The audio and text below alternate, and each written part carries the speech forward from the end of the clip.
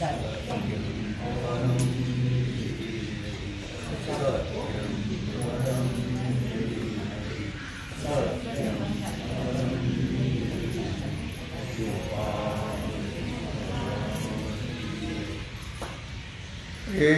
गुणाचे निबोले दान हे त्रिविध असे झाले तेचे ऐक पहिले सात्विक हरीचे. भगवान सिद्धेश्वराच्या आश्रमात होते ना, श्री रुक्मिणी पांडुरंगाच्या चरणाजवळ बसून श्री सद्गुरू ज्ञानेश्वर महाराज, श्री जगद्गुरू तुकाराम महाराज, श्री संत एकनाथ महाराज यांच्या चरण सानिध्यामध्ये आपण सर्वजण मिळून महान ग्रंथराज ज्ञानेश्वरीच्या 17व्या अध्यायाच्या 265 ओळीचा आपण विचार करतो आहोत. विषय आहे दान. एथ गुणाचे बोले दान ही त्रिविध दान. गुण किती आहेत? 3 गुण आहेत. दानही 3 प्रकारचंच आहे. जसे 3 गुण तसे दानही 3 प्रकारचे. सात्विक दान, राजसी दान आणि तामसी दान असं 3 प्रकारचं दान आहे. त्यापैकी सात्विक दानाचं महत्त्व भगवान अर्जुनाला सांगतात. दातव्यमिति यद्दानं दीयते नुपकारिणे देशे काले च पात्रे च तद्दानं सात्विकं स्मृतं. दातव्यम इति दानं दीयते नुपकारिणे. दान देणं हे मनुष्याचं कर्तव्य आहे असं भगवान म्हणतात. दान देणं हे कर्तव्य आहे. आपलं कर्तव्य आहे या भावनेनं योग्य देश, योग्य काल या ठिकाणी प्रत्युपकार करता येणार नाही अशा व्यक्तीला सत्पात्र पाहून दान दिलं पाहिजे. त्याला सात्विक दान असं म्हणतात. या श्लोकामध्ये पात्रे शब्द वापरलेला आहे. पात्रे ही सप्तमी विभक्ती आहे. पात्रे म्हणजे पात्रामध्ये. चतुर्थी विभक्ती पात्राला असं त्याचा अर्थ आहे. सत्पात्र पाहून आपल्या दानाचा विनियोग वाईट गोष्टी करता होऊ नये अशा लोकांनाच दान करावे. तरी स्वधर्मा आतवते. जे जे मिळेल आपणयात ते ते दिजे बहुते सन्मान योगे. स्वधर्माच्या मर्यादेनं जे आपल्याला मिळेल त्याच्या काही पटीनं दान करावं. आपल्याला जर 1 रुपया मिळत असेल तर 25 पैसे दान करणं गरजेचं आहे. समजा आपल्याला 100 रुपये मिळतात तर त्यातले 25 रुपये दान करणं आवश्यक आहे. म्हणजे द्रव्य शुद्धी होते. किंवा आपण जे मिळवतो ते त्याच्यावर आपलाच हक्क असतो ही कल्पना अत्यंत चुकीची आहे. त्यात अनेकाचे हिस्से असतात. आपल्याला तसं वाटत नाही. आपल्याला असं वाटतं की आपण जे मिळवतो ते आपलाच हक्क आहे त्याच्यावर. देह हे काळाचे, धन कुबेराचे. धन आपलं नाही आहे. आपल्याला फक्त हात धुवून घ्यायचा आहे. आपल्याबरोबर नेऊ शकत नाही, आपण आपल्याबरोबर कुणी देऊ शकत नाही, कारण ते आपलं नाहीच आहे. मग आपल्याला फक्त हात धुवून घ्यायचा आहे वाहत्या गंगेमध्ये. एकदा ही मर्यादा संपली की तुम्ही काहीच करू शकत नाही. एकदा तुम्ही अंथरुणावर खेळले की तुमचं असून सुद्धा तुम्ही दान करू शकत नाही, देऊ शकत. तुम्हाला इच्छा असली तरी घरातली माणसं म्हणतात आता वयामानाने याच्या डोक्यावर परिणाम झाला, तेव्हा हे असं त्याला द्यायचं त्याला द्यायचं असं म्हणते येईल. त्याचं कुणी मानू ऐकू नका. घरातली माणसं मूर्खात काढतात. नंतर जोपर्यंत आपली चालती आहे तोपर्यंत सत्कर्म, दान, धर्म, तीर्थक्षेत्र, पुण्यकर्म करून घ्यावं. जव हे सकळ सिद्ध आहे, हात चालावया पाय, तव तू आपुले सोहित पाय. आणि नंतर तीर्थयात्रे जाय चुकू नको.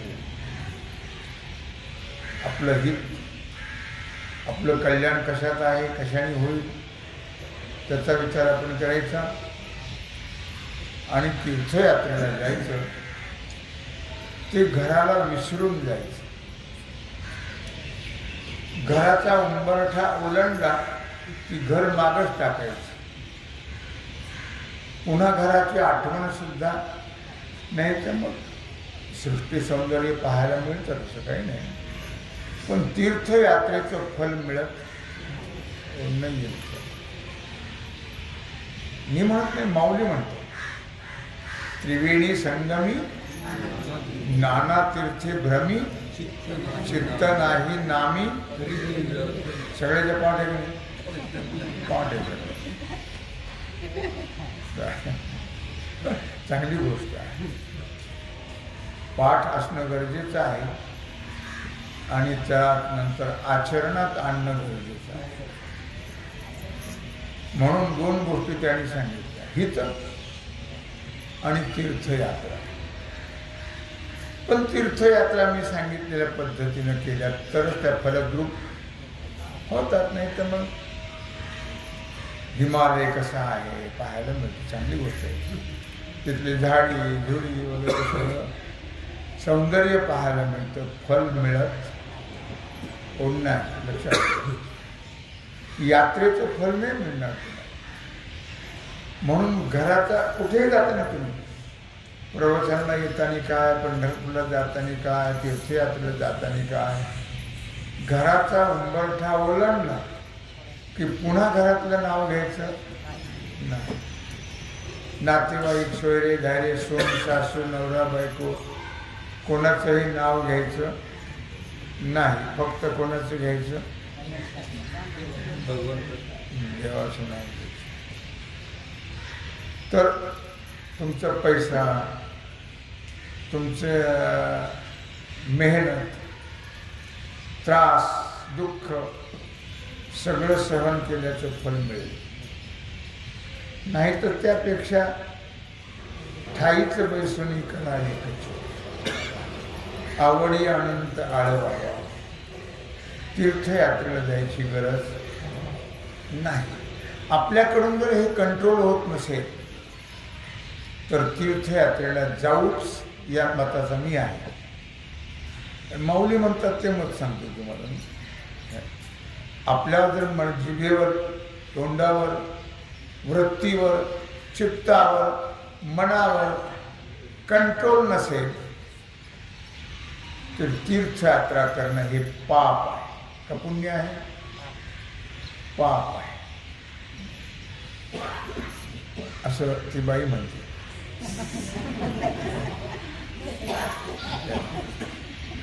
तुम्ही म्हणले का नाही पाप आहे म्हणून सांगितलं. झालया सुबीच्या प्रसंगी पडे क्षेत्र वाफेचा पांगू, तैसाची दानाचा हा लागू देखतस. झालया सुबीज प्रसंगू, पडे क्षेत्र वाफेचा पांगू. पेरण्याच्या वेळी चांगल्या बीजाची गरज आहे. बीजानंतर पावसाची गरज आहे. यावर्षी साधले सगळं जवळपास खरीप असं म्हणायला काही हरकत नाही. पाऊस पण त्याप्रमाणे मर्यादित येतो आहे. जास्त असता तर पिकं जागेवर सडली असते. पण लागेल तसा येतो, लागेल तसा येतो, लागेल तसा येतो. तर यावर्षी बरंच साधलंय म्हणायला काही हरकत नाही.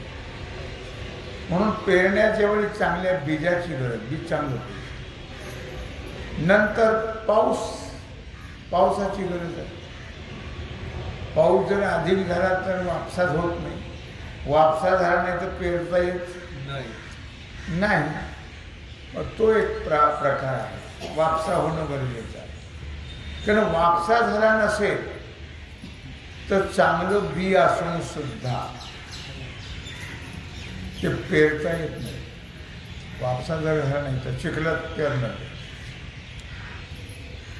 अर्थात या उदाहरणाप्रमाणे आपण मिळवलेलं द्रव्य, जोडून या धन उत्तम व्यवहार. आपण जर घाम गाळून धन मिळवलं तर त्याबद्दल माणसाला नक्कीच कळकळ असते.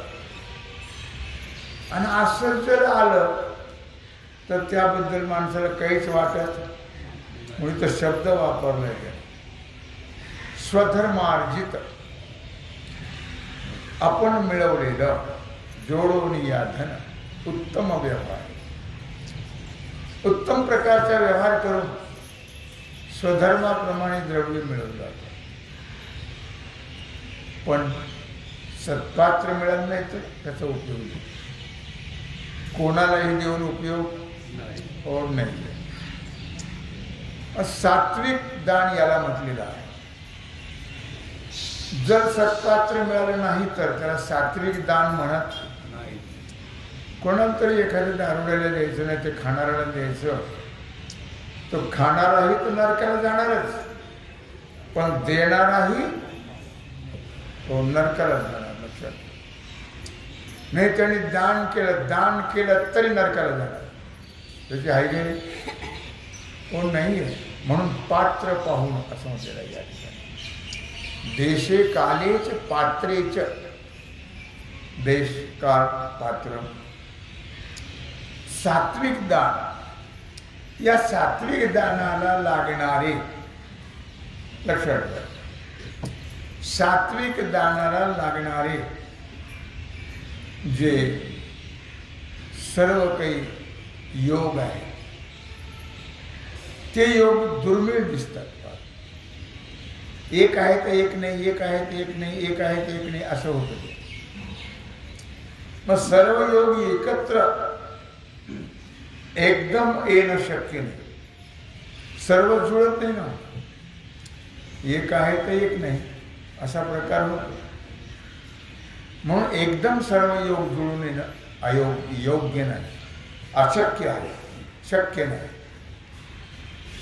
अनर्घ रत्न हातात चढे, ते भांगाराची ओढी पडलेला दृष्टांत दिला. दोन्ही झाली तरी न जोडेले ते अंग, दृष्टांत दिला. अनर्घ रत्न हातात चढे.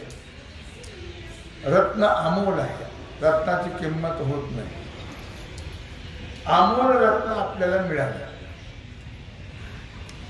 तेव्हा त्याचा अलंकार करण्याकरता सोन्याची अडचण निर्माण होते.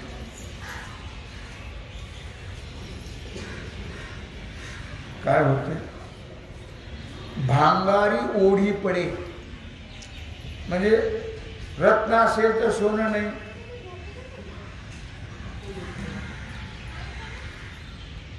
कोण आहे? माळीबाई अक्काला काही पेढ्याचा बाजार आणि पेढ्याचा पाऊस. काय रत्न मिळालं तर सोनं नाही, सोनं मिळालं तर रत्न नाही, आणि दोन्ही मिळालं तर ज्या अंगावर धारण करायचे ते अंग नीट नसेल तर काय उपयोग आहे? धारण करण्याची हौस आहे, आवड आहे, पण पत्नीच नसेल तर कोणाला घालणार? खांबाला, घरातल्या. सर्वच पाहिजे तर त्या अलंकाराला, त्या रत्नाला महत्व आहे. सोनं पाहिजे, औषध आपण ज्याच्याकरता दागिना केलं ते घालणारे पाहिजे, तर त्या रत्नाला, सोन्याला, आवडीला किंमत आहे. बाकी नसेल तर एक त्यातलं नसलं तरी व्यर्थ आहे सर, त्याला काही किंमत नाही. परिसण सुरज संपत्ती हे तिन्ही एकी मिळती, जै भाग्य धरी उन्नती आपुली यावी. परिसण, सुरज आणि संपत्ती या तीन गोष्टी एकत्र आल्या पाहिजे. सण असला पाहिजे, सण आल्यानंतर दिवाळी सणाला मुलगी आली पाहिजे. सुरज, मुलगी कोण आहे? मुलगी आता नातेवाईक आहे ना, आता मुलगी नाही येते. एकदा दुसऱ्याच्या घरात गेली की ते सुरज आहे, सोयरे आहेत, आता मुलगी नाही आहे. मग दिवाळी सण यायला पाहिजे, दसरा म्हणा, दिवाळी म्हणा, नंतर सुरज, सोयरे पाहिजे आणि संपत्ती पाहिजे. या तीन गोष्टी पाहिजे. इष्टमित्रालाही सोयरे म्हटलेलं आहे, नातेवाईकालाही सुरज म्हटलेलं आहे. आणि पुन्हा घरातल्या माणसाला आवड पाहिजे, प्रेम पाहिजे. नाही तर घरात आले, कसा तरी चहा दिला की गाडीचा टाइम बघितला का तुम्ही? पाऊस येतोय पण उद्या गाडी नाही तुम्हाला लवकर, म्हणजे तुम्ही आत्ताच निघा. प्रेम नाही, त्याला काही महत्व हो नाही. हल्ली हा प्रकार जास्त वाढत चाललेला आहे. प्रेम राहिलं नाही, लक्षात ठेवा, प्रेम राहिलं नाही.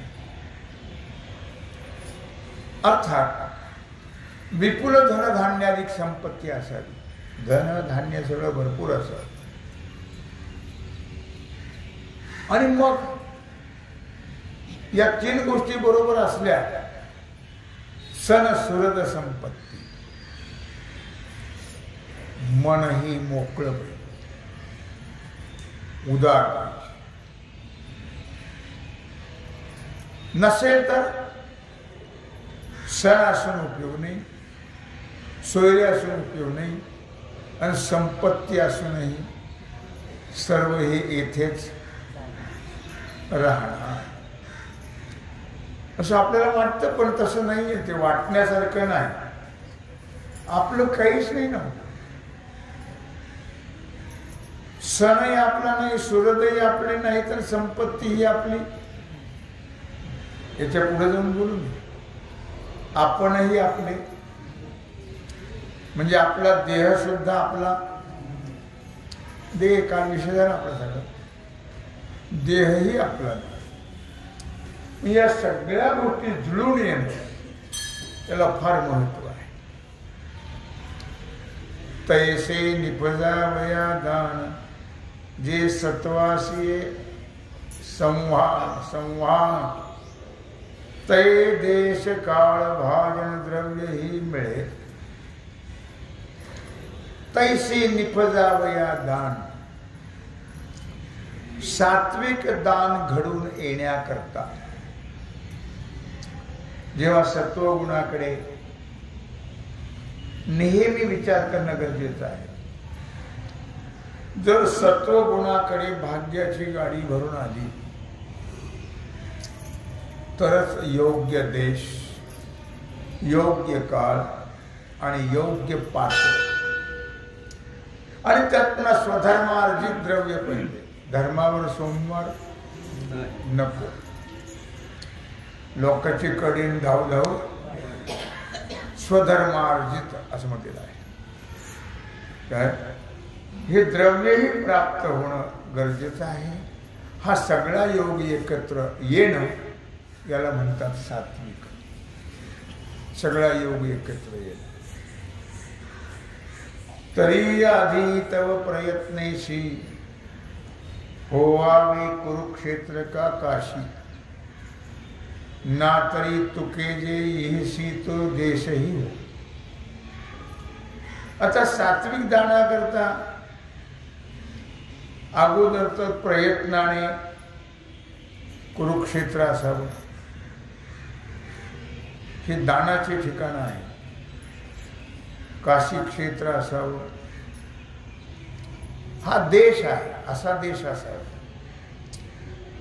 किंवा हा देश जर मिळाला नाही मग त्याच्या तुलनेमध्ये जे प्राप्त होईल ते धरलं तरी चालेल.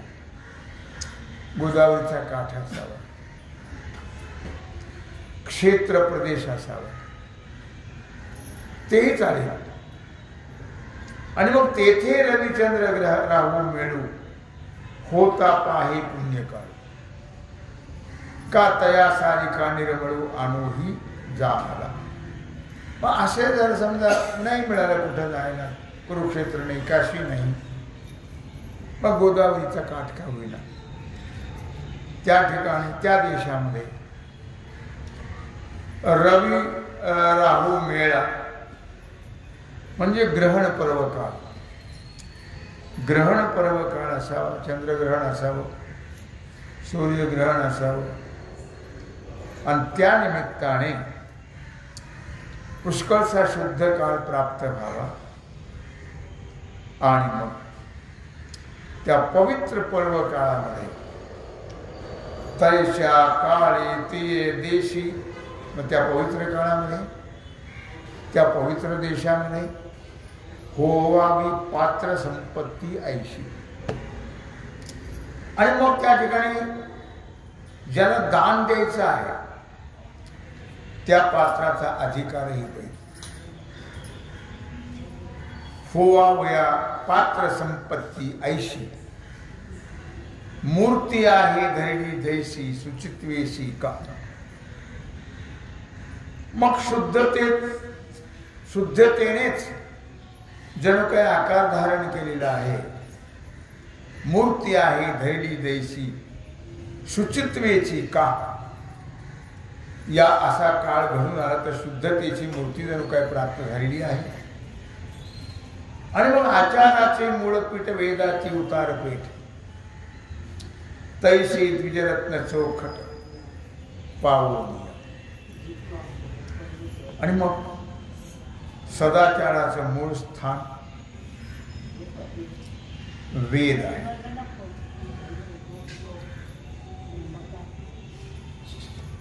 हा वेदरूपी जो माल आहे तो उतरवण्याची जी पेठ आहे ती सदाचार संपन्न सत्पात्र अशा शुद्ध सत्पात्री शुद्ध रत्न प्रयत्नाने प्राप्त करून घेऊन सुसत्पात्री दान करणं अत्यंत महत्वाचं आहे.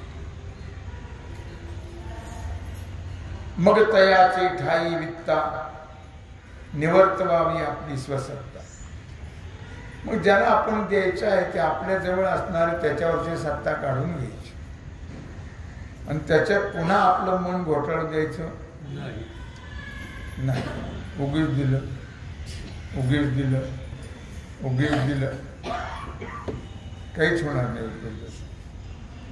तिथे एकदा दिलं की दिलं, पुन्हा त्याचा विचार त्याची नोंद पुन्हा नको आहे. परिप्रिया पुढे कांतारी गेदेशी. उदाहरण दृष्टांताने सांगता आहे का ठाईचे ठेविले तया, का जयाचे ठेविले तया, देवणी होई उतराई. आणि मग नाना हडपे विडा राया दिधला जायचा. किंवा ज्याचं जे ठेवणं असेल ते त्याला परत दिलं म्हणजे मनुष्य त्यातून उत्तीर्ण होईल. परत दिलं म्हणजे नाही तर ते घेताना घेतात लोक, पण देताना परत देत नाही. पूर्वी हा प्रकार फार होता सावकारांचा. घेताना घ्यायचं पण देताना मात्र द्यायचं नाही. असं एक साधू होता आणि एक बाई तीर्थयात्रेला जायची. तिला म्हटलं साधू एक पवित्र स्थान आहे. मग तिनं आपल्या घरात कुठं एक डबा होता दागिन्याचा, तिला वाटलं मागं चोरण नेलं तर. मग ते साधूकडे नेलं. त्याला वाटलं साधू हा वैराग्याची मूर्ती आहे. आणि मग तिनं त्याला सांगितलं महाराज मी तीर्थयात्रेला चालले, मी यात्रेवर येईपर्यंत एवढा डबा तुमच्याकडे ठेवायचा तर तुमच्या हाताने ठेवा, तिथं पुरून ठेवा तुमच्या हाताने. मग तिनं ते पुरून ठेवला तो डबा. डबा पुरून ठेवला, ती गेली तीर्थयात्रेला. याने तो डबा काढला दुसरीकडे ठेवला. याला काय करायचं होतं त्याचं? ती बाई तीर्थयात्रा करू नये आणि ती गेली साधूकडे. म्हणले महाराज डबा माझा. तो बघून तुझ्या जागेवर ठेवायचं तिथं कुठे. तिने पाहिलं. ते म्हटलं मग आम्हाला ते काय माहिती, आम्ही कशाला बघावं. तर तुझं तू पाहून घे. एवढ्यात दुसरी बाई आली. तिचा मोठा डबा होता. ती म्हणली महाराज हे आता हिला तर बोलले खोटं, हे मला यात्रेला जायचं, एवढा डबा ठेवायचा दागिन्याचा तुमच्याकडे.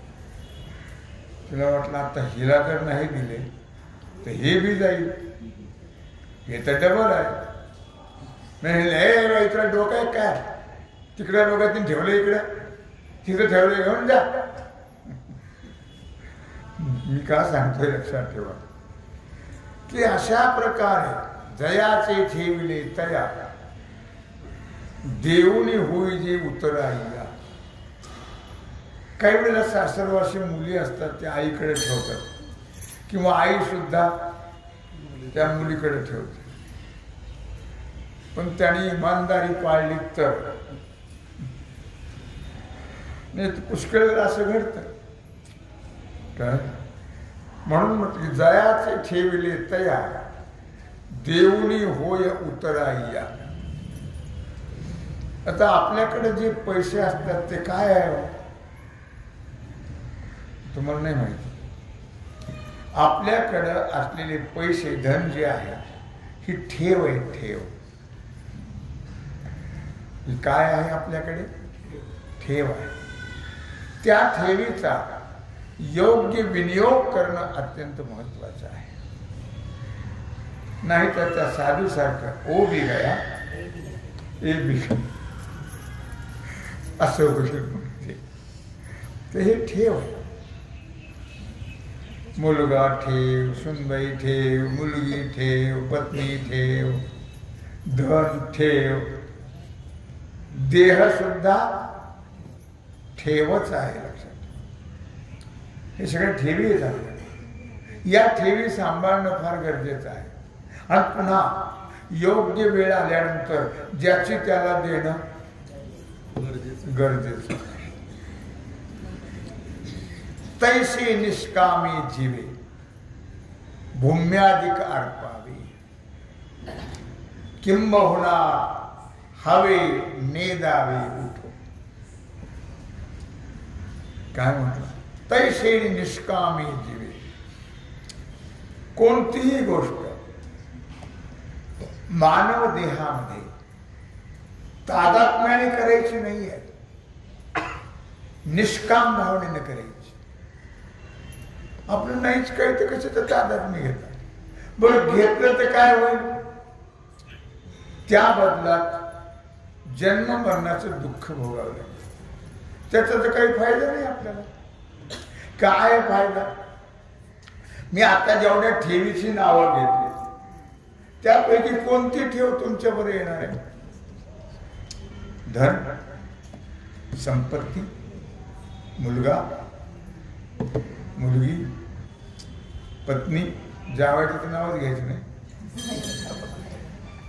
जावयासारखी नियमन जात नाही. मी जावायचे काय देह या सगळ्या ठेवी आहेत आपल्याकडे. या ठेवी ज्या आहेत त्या निष्काम भावनेनंच त्याचं जतन केलं पाहिजे. तादात्म्य होऊन उपयोग नाही त्याचा. कोणाचाच तादात्म्य घ्यायचं ओ नाही. देहाचं सुद्धा तादात्म्य घ्यायचं नाही. घेतलं तरी उपयोग नाही. जास्त त्रास, लवकर जीव जायचा नाही. गुंतल्यावर कसं जाईल लोक? आता जीव तर जाणारच म्हणा, पण त्रास करून घ्यावा लागेल ना. काय ते पूर्वी तरी निदान जमीन होती त्याच्यामुळे खड्डे खोदले जायचे. आता फरशा आहेत. आता हाडकच फुटायचे, दुसरं काय व्हायचं? काय म्हणून निष्काम जीवे भूम्याधिक अर्पा. कुठल्याही प्रकारचं तादात्म्य न घेता भूमी, वस्त्र, धन हे समर्पण करा. त्यात कोणा जीव ठेवू नाही. फार काय सांगू? किंबहुना हवे नेदावे उठो. फलाच्या अभिलाषाने अंतःकरणामध्ये कुठल्याही प्रकारची इच्छा निर्माण होता कामा नाही. फक्त एकच इच्छा करायची. इच्छा वेते जबळी हरीची जल. बाकी कशाचीही इच्छा करायची हो नाही. तेव्हा अशा प्रकारे आपण सात्विक दानाचा विचार करतो आहोत.